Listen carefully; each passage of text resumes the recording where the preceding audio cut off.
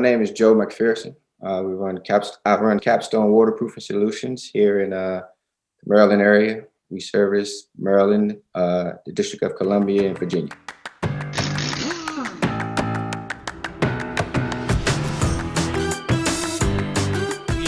You're Maryland now. Can you walk through because your backstory is pretty interesting. Walk me through that if you're cool with it. Okay, no problem. My backstory is I grew up in the southeast quadrant of Washington, D.C. Had a lot of violence where I came up at, a lot of drugs being sold.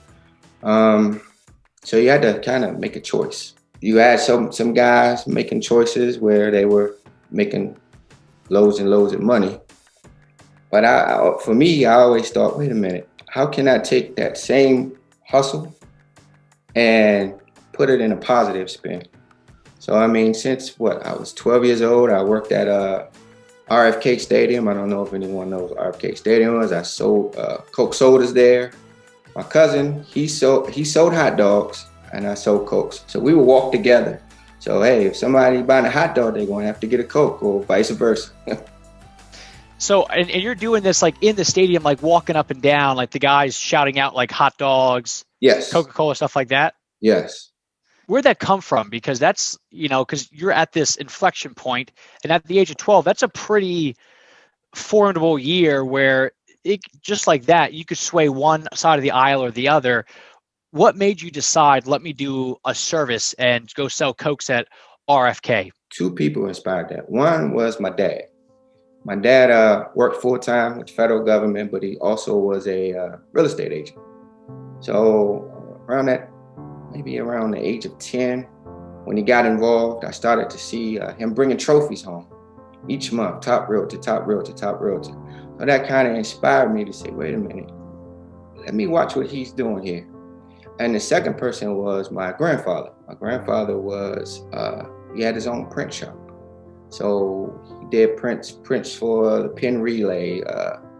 Watching those two guys, it gave me the entrepreneurial spirit right there. So 17, I started working my first barbershop. That's when I found out I was having my first kid, my first son. So it changed from working in that barbershop from 10 to 12 hours to I developed an idea. Hey, what if I went from house to house to cut hair? So I developed, my clientele and was able to go from house to house to make money. Then I actually went into the workforce with the federal government. And it was the old adage of you work for the government, you can never get fired. And you have all your benefits and so on. That was the sale. But when you look at how much of your life you're trading in, are you happy? I wasn't fulfilled. I wasn't myself. I just wasn't happy. Left the federal government and got into mortgages. And was in mortgages 3 years. After the 3 years of being in mortgages, the big crash happened. As the big crash happened, I went back to work.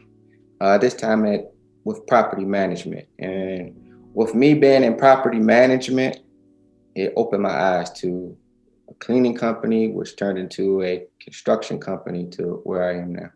So you go from that, and then you start the cleaning company, and then you're slowly working your way up to waterproofing. Why waterproofing? What got you into waterproofing? What got me into waterproofing was an interesting story. Where we were actually going into houses that were foreclosed on. So those houses were sitting. And with those houses sitting, they developed environmental issues. So I got sick. I got sick around 2015, around Christmas. I was sick for about 3 weeks.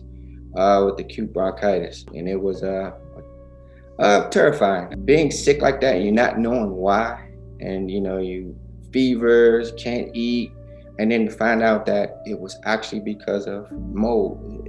It made me say, wait a minute, what can I do to stop every home from having mold? So I went and I got certified as a mold remediator and inspector. But going through the classes, that's when I realized that, wait a minute, it's the water that's causing the mold. So that got me into waterproofing. It really put me on a mission to help as many people as I can. So this really sounds like you're doing this not for Joe, but for the people around you. Yes, I'm definitely doing it for the people around me. I look back at, like I mentioned, my dad and my granddad. That's what they did it for. So they put that spirit in me. So they're living through me now. And I want to be able to give that to my kids, give that to family members, give that to mentees, just to be able to have them go that extra mile by seeing somebody actually do it. Me being the image for the kids is the top goal, the top priority. It's been that image. And they're watching me, Logan. I mean, it's been phenomenal. Some of the questions I'm starting to get from the kids, even wanting to go out with me to see what I do. It's been great. Me being able to each day drop the kids off and pick the kids up from school. Pick them up to hear about their day. How did their day go? What can I help as far as the homework side of things? It's been great. I love it. And then from here, I mean, it's 2021. Where do you see yourself by 2030? That's 9 years out. What's that look like for Joe? 2030, just being the chairman of Capstone, just overseeing the whole operation, and maybe the kids are CEO, CFO, COO, But yeah, I definitely see myself as the chairman. I see myself helping guys that I'm actually mentoring now. Maybe they'll be involved in Capstone and taking Capstone to the national level.